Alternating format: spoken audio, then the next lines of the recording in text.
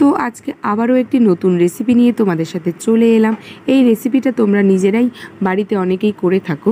তো দেখো, আমি প্রথমে চিকেন নিয়ে নিয়েছি। এই চিকেনটা কিন্তু আমাদের বাড়িরই, আমাদের বাড়িতে মুরগি আছে। তোমরা যারা আমার ভিডিও দেখো তারা জানো আমি মাংসটা কিছুটা আলাদা করে নিচ্ছি, কারণ বোনলেস বার করব। তো এদিকে দেখো, আদা আর লঙ্কা আমি পেস্ট করে নিলাম মিক্সিতে।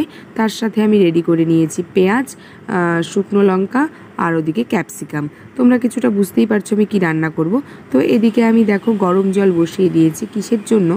যে কোনো সময় চিকেন রান্না করতে গেলে, সেটা যেভাবেই রান্না করো না কেন, গরম জলে ধুয়ে নেবে। ধুলে সেটা মানে সেটার মধ্যে যদি কোনো জীবাণু থাকে বা কিছু থাকে, সেটা অ্যাকচুয়ালি ফ্রেশ হয়ে যায়। তো ঠিক আছে, এবার দেখো কিছুক্ষণ গরম জল দিয়ে আমি ঢেকে রেখেছিলাম। এবার ফ্রেশ করে ধুয়ে নিয়েছি। ধোয়ার পরে আমি স্বাদ মতো নুন দিয়ে নিলাম। এবার আদা আর লঙ্কার যে পেস্টটা সেটা দিলাম। তারপরে সয়া সস দিলাম আর একটা ডিম ফাটিয়ে দিলাম।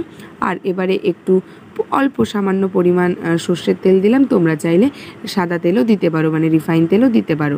তো তারপরে আমি এটা দিয়ে আমি তারপরে সামান্য পরিমাণ কর্নফ্লাওয়ার দিয়ে নেব। কর্নফ্লাওয়ার দিয়ে আমি সেটাকে মিক্সড আপ করে কিছুক্ষণের জন্য রেখে দেব।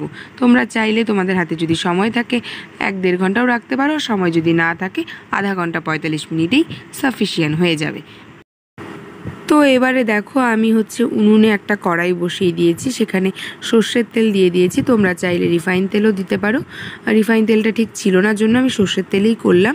তো তারপরে আমি একে একে সমস্ত ম্যারিনেট করা চিকেনগুলো দিয়ে নিলাম। পকোড়ার মতো করে ভেজে নেব।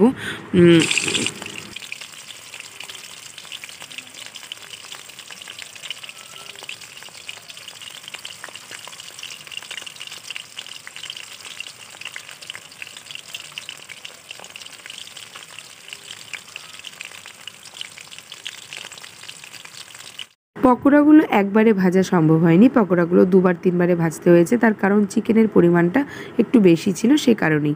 তারপরে আমি 3টে সস দিয়ে একটা সসের মিক্সড আপ রেডি করলাম। সয়া সস, টমেটো সস আর গ্রিন চিলি সস। তো তারপরে দেখো, এদিকে পকোড়াগুলো দেখতে কি সুন্দর লাগছে। পকোড়াগুলো আমি নামিয়ে নিয়ে তারপরে কিছুটা তেল আমি সরিয়ে রাখলাম, কারণ এতটা তেলের প্রয়োজন হবে না, সে কারণেই। তারপরে আমি শুকনো লঙ্কা, আদা কুচি, পেঁয়াজ কুচি ফোড়নে দিয়ে দিলাম। তোমরা চাইলে রসুন কুচিও দিতে পারো। তারপরে আমি সাইজ করে কেটে রাখা পেঁয়াজ আর ক্যাপসিকাম দিয়ে দিলাম। তারপরে সেটা ভাজা ভাজা হয়ে যাওয়ার পরে কিছুটা সময় ভাজা ভাজা করতে হবে। তারপরে আমি কর্নফ্লাওয়ারটা একটু সুন্দর করে গুলিয়ে নিলাম। এই দেখো, গোলানো হয়ে গেছে।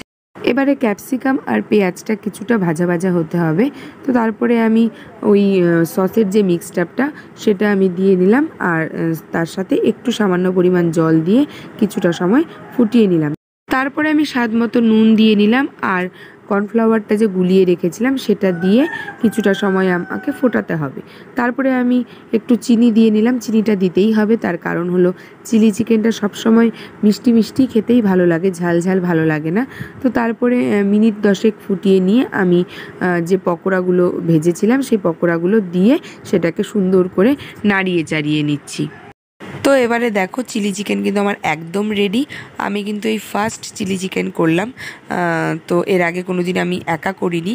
তো সবাই খেয়ে বলেছে সত্যি জাস্ট দারুণ হয়েছিল খেতে।